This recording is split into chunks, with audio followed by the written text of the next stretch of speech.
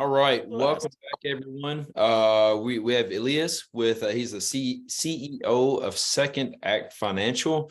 Elias, when we left Caden and we mentioned that you're going to be our next speaker, Dave said, "Next is my favorite person in senior living." And it reminded me of last year. I mean, the last Ask Day, I think it's the winter edition, when Dave introduced you. He said, "I think Elias is like the nicest person I ever meet at conferences." And so I've got to meet you. We've had multiple conversations, and I'm going to back up what Dave said. You are the nicest person. And one thing I deeply appreciate about you is you always look to like give insights in a variety of ways. And there's been times where I just wanted some insight and I've called Elias and he's always been there. So just want to add that note. We're excited about your presentation. So much of that process of the move-in has to do with the financial questions that people are asking, whether it's the loved ones, family members. There's a lot of changes that are taking place in a lot of different, like small details they have to look at for these big decisions. So I'm excited about this and how it affects the sales cycles, as you get ready for a move-in. So that being said, looking forward to your presentation. All right. Well, thank you, Larry. Thank you, Dave. Pleased to be here, and hopefully you guys will gain a few insights here. I'm going to go a mile a minute. It's going to be recorded. Look for the recording if you want to review anything I say. And then at the end, we'll open it up to questions. Happy to follow up. I'm going to share my screen here and zoom through a few slides. Today, we're going to talk about financial solutions and how they shorten the sales cycle. They get you incremental sales. They get you faster sales. Many of you know me by virtue of my past life. Many of you know me by virtue of my current life. So this is a topic that you've heard me talk about. We're going to build on it and kind of share some data that's more recent from my previous talks from last year.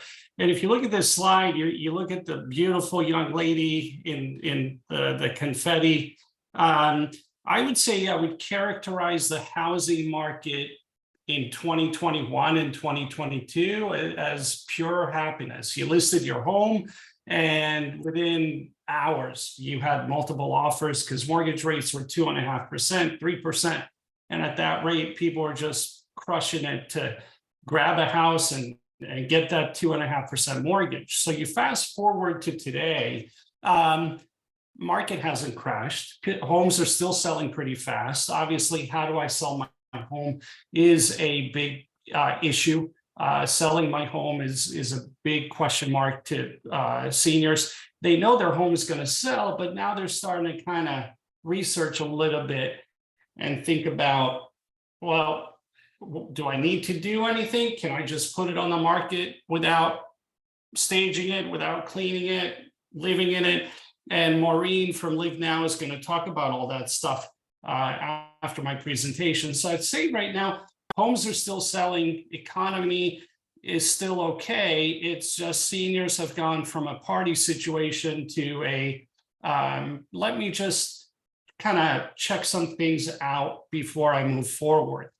Going to the next slide, I've shared this a number of times, and I share it in every talk I give because money's personal, and we're going to talk about James Bond in a little bit. I know I put it out on LinkedIn. What does 007 have to do with senior living sales? But Rubric Insight Solutions, our friends Nate O'Keefe and Evan over at Rubric, conducted a study of, I think, about 20,000 prospects that filled out the Rubric questionnaire, but did not move into the community. And 81% said that money and financial concerns and how to pay for it and how to cover them were percolating in their head, and there were a reason why they didn't move forward. Now, what's interesting is if you look at the American Seniors Housing Association, completely different organization, and you look at the red arrow here that I will pop up. If you look at the green and red arrows, the green points you toward questions that they had on what is most important when you're researching a senior living community. And price and financial information was most important. And interestingly, look at that, 81% of prospects said price, financial information, finances.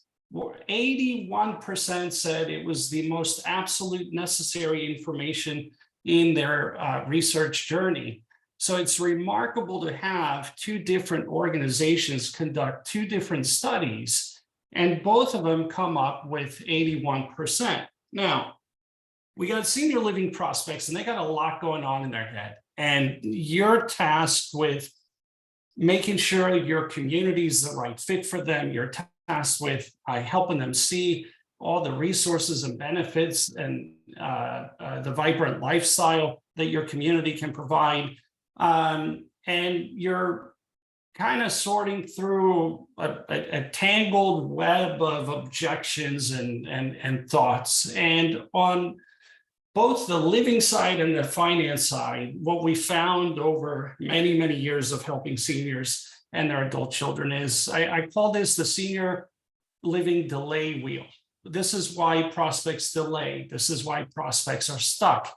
We have had seniors from out of state that want to go from DC to a community in Florida, and how they sell their condo in DC and move to Florida is one question, but then how do they lock in their entry fee before they sell their condo in DC? And so they've got time to go back and forth. We had a professor in Minnesota in December that wanted to lock in life care in a community and utilized financing and financial solutions. So you have these prospects and you're focused on selling the community to them.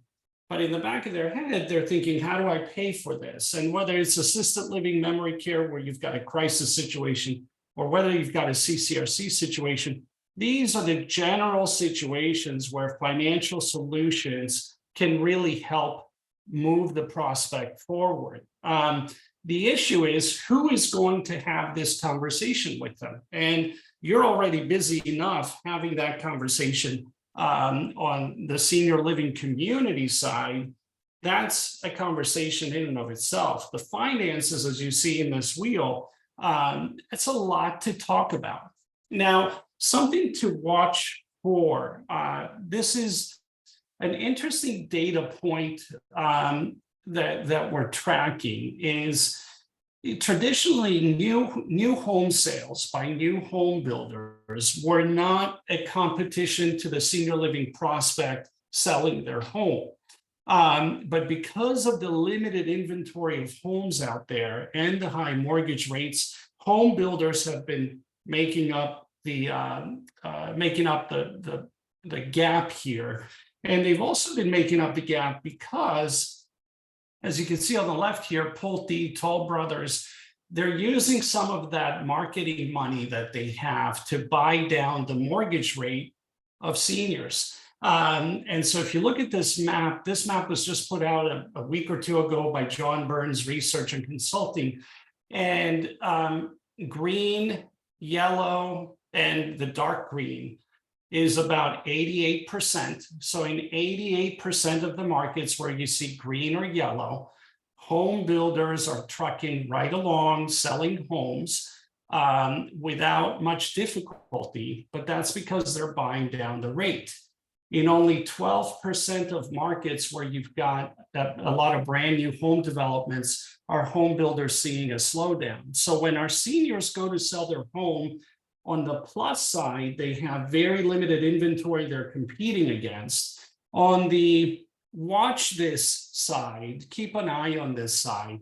If you have a community where there's a large brand new home development near you and your senior kind of lives nearby, their home may be competing against the new home builder's home that's buying down the rate. And what do I mean by that? We've got our senior living prospect, and our senior living prospect is selling a $500,000 house. The buyer, as of yesterday, mortgage rates were at 7.78%. And so a buyer looking at our senior prospect's home is staring at a $3,500 monthly payment before real estate taxes and insurance. They need $100,000 to qualify. But if a new home development by Pulte Homes, Toll Brothers, or Lennar is at 5.375 because the builder is buying down the rate, all of a sudden the buyer only needs $79,000 in income to qualify.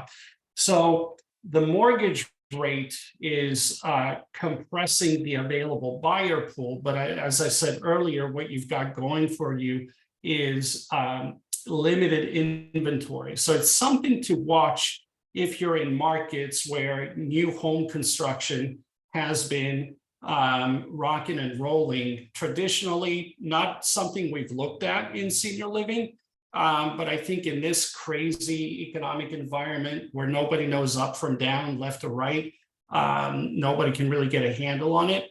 It's something to watch. Now, when I talk about our senior living prospects in assisted living, memory care, where we have a crisis, and I want to put it into our own kind of think for yourself here context. So imagine you're having a great day, and you're just kind of going about your day, and somebody gives you a call back home and says, "Mom, there's some cracks in the house. I don't know what they are, but when you're home from work, just kind of take a look at it. It's on the side of the house." And so you come home, you look at the crack, you make a couple of phone calls, and you discover that really you got a cracked foundation. So that's kind of a surprise. You've been doing well. You've got money saved up in stocks and bonds. You've got a bonus coming in a little bit. And all of a sudden, out of the blue, you get whacked with a cracked foundation that's going to cost $42,000 to fix. And so you're thinking, where do I get that $42,000? You're talking to home contractors, and home contractors are saying, "Give me a check. I need a check for $42,000. Well, you may have that money sitting around. You might not. Or you may not want to touch the money that you have sitting around. So the one contractor says, "Well, we could fix the foundation, just kind of pay us $7,000 a month for the next 6 months. We'll let you pay over time, and you can pay over $7,000 a month." Think about your own situation. If you had to write a $7,000 check for the next 6 months, every month, to repair that foundation, how comfortable is that if it came out of the blue? That's how our adult child is feeling when they get that phone call that there was an event that triggered a need to move into senior living that provides assistance with the activities of daily living. And there was a trigger event, and they're staring at $7,000 a month in our community. They know they're going to sell the home, and that $42,000 is going to come in handy, but what do they do in the meantime? And so offering financial solutions and offering financing is one way to make the cost of senior living fit into the budget of a senior living prospect while they're working on getting that bonus or selling the home or liquidating stock. Those issues take time to resolve. In the meantime, that $7,000 a month that they got socked by, they're trying to figure out who's going to write the check. And most folks at that stage in life have cash handy, but there's a good 4, 5, 6% that weren't at all mentally ready for that crisis event and aren't ready to write a $7,000 check. So they're scrambling and they're panicking behind the scenes. Now, on the life plan side, we have more planners, and it's a more kind of coordinated event, and we'll talk about it. But when you see that someone can take out a home equity line of credit for senior living, which is what Second Act provides, among other things, a financing option, you think about financing as smaller monthly payments that fit into our budget, and we can get a mental handle on that. Now, the other interesting thing is, if you look at the cost of financing, many communities offer incentives. Move in now and get $2,500 off your community fee, you could use those incentives to say, moving now and we'll cover your cost of financing. And in situations where communities have done that, they've seen a dramatic conversion rate. In bad housing markets, the conversion rate I've experienced is almost 35%. In good housing markets, the conversion rate is 5%. Now, I love this picture because over my career, I've been in senior living since 1999. I have been to over 1,000 communities over the past 25 years. And inevitably, this is how I think our senior living sales directors feel in a community. You're constantly putting out fires. You got 7 things going on at the same time. Somebody needs therapy. Somebody has questions you got to answer. Somebody had a crisis. Somebody walked in and needs to move money now. And you feel like, if you've ever asked yourself, I need 6 of me, or I need 6 hands, not 2.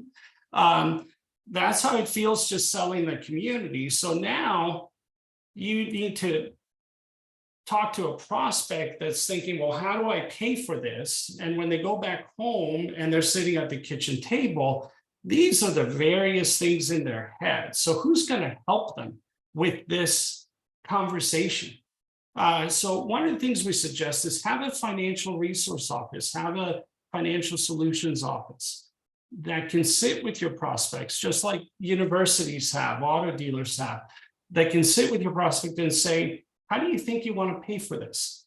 Let's have a conversation. There's a lot of different options. And hand that conversation off to somebody that understands the financial side of life, just as you understand the senior living community life.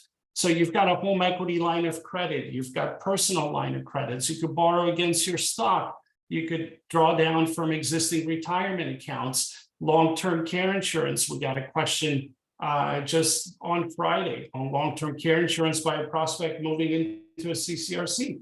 You've got veteran benefits, you've got life insurance policies. There's no way a senior living sales director can have time to have this side of the conversation on top of the community conversation.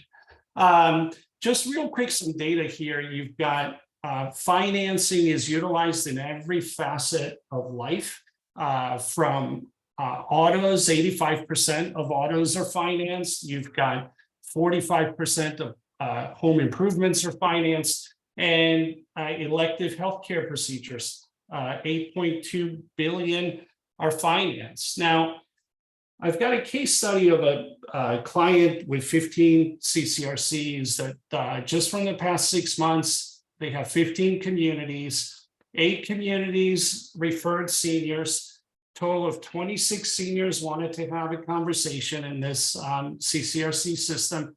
And the total number of entry fees that we helped with was almost $5 million in 6 months. So is it every prospect? No, but some prospects will want to have a conversation to sort through how to pay for senior living. Now, here's something I tell everyone. You can't just hand out a flyer at the end and say, if you're poor and you don't have money, here's a financing option. It's not how to do it. What you have to do is embed the conversation of financial solutions and financial options through the entire prospect journey, and give prospects time to digest. There's a study by Business Insider that said 75% of seniors do not like to talk about money. So instead of making it awkward and having a conversation with them about money, put it out there in collateral, in drip campaigns, in folders, in email nurture campaigns, and CRMs for consistency. I put this out, and I'll be wrapping up shortly, Larry. So I'll talk about 2 more slides. Yesterday, I put out this slide and I said, what does 007 have to do with senior living sales? And I was I was thinking of the number 7. And obviously there was a 004, there was a 006, Why 007? What's special about the number 7? Well, what's special about number 7 is it's top secret. And in marketing, we all know the rule that a prospect needs to hear about something 7 times before it registers in their head. And so if you're talking to them about your community in 7 different ways, find 7 different subtle ways to make financing and financial solutions, financial options omnipresent, so it's not awkward to ask. And the other thing that I thought about 007 is one of the quietest, few words, only tells you what you need to know when you need to know it. And that's how people are with money. They're not going to volunteer stuff about their personal financial situation. They're going to talk about money only on a need-to-know basis. So if you're selling the community, it's hard to get them to talk about money. You need to give them an opportunity to have a conversation on the side with somebody very confidentially, very privately. I just checked with our head of lending and she confirmed with me right before this presentation, 1/3 of our prospects that we provide financing for do not want us to let the community know that we're providing the financing. Think about that. And use your CRM for consistency, because as you can see, the gentleman with the 6 hands, you're already busy trying to remember everything about the community. Your CRM can do some of the talking for you on financial options. So whether it's us, whether it's another organization, having a financial resource office, a financial solutions office is a must-have. Little plug on Second Act, we're a division of a federal savings bank. I believe that's the most efficient pricing to the consumer and to communities. And have a financial resource office to work the conversation. I'll stop sharing the screen here. And Larry, Dave, would love any comments or questions that folks might have. Yeah, That's absolutely. great, Elias. Thank you so much. Dave, did you have a quick comment? I think I cut you off there. Well, I don't know if it's a quick comment, but there's so many points that this talk is tied together for me. We're talking about, going back to Maggie with not wait, I'm going to say the wrong. Nope. Going back to things like not discounting, but adding value. This might be money is like the third rail conversation, right? No one wants to have this conversation, but to your point, let's normalize it. Let's put it out in drips. We talk in our marketing about continuation of lifestyle. We talk about healthcare services. We talk about culinary. We talk about facilities. We talk about all of that. But I feel like the rubber hits the road with, can we afford this? And that's even going to speak to your sales director's time. Who is truly qualified to move in here? Who is having those intentional conversations about taking next steps? So I think this is vastly important, because if we can't make this work, then none of what I do matters, right? So I know money is a sensitive topic, but I think if we, instead of being invasive about it, to Elias's point, educate, put that out there so they can, again, we've been talking about this through the whole process as well. We've become less salespeople and more about educators, because those prospects are going to find the education before they find the salespeople. So they know and they feel comfortable. Can I do this? Can I afford this? What are the nuts and bolts that I really need to know? So, man. I think what's new and kind of a rapidly evolving development. Senior Housing News put out an article a day or two ago on senior living becoming more and more digital, and prospects wanting pricing transparency upfront way before they go in the community. And Sure. So if you put pricing transparency upfront, you got to also give them, well, how can you pay for this? There are options if you got socked with that $7,000 a month crack foundation. That would be a shock to me. But then we say $7,000 a month to move into senior living, and that doesn't seem like a shock.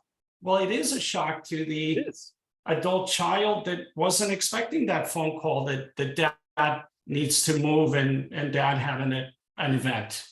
Yeah. No, for sure. I mean, you get me even from the first time we met, you get me fired up about finance, and that's pretty amazing thing. But yeah, The no, the other interesting thing is the new home sales and the builders buying down mortgage rates. yeah, That is a recent phenomenon that I think if you're in markets where you've got some new home developments, you just keep an eye on it, especially October through April in the northeast, northwest states. absolutely. Good thing to keep track of.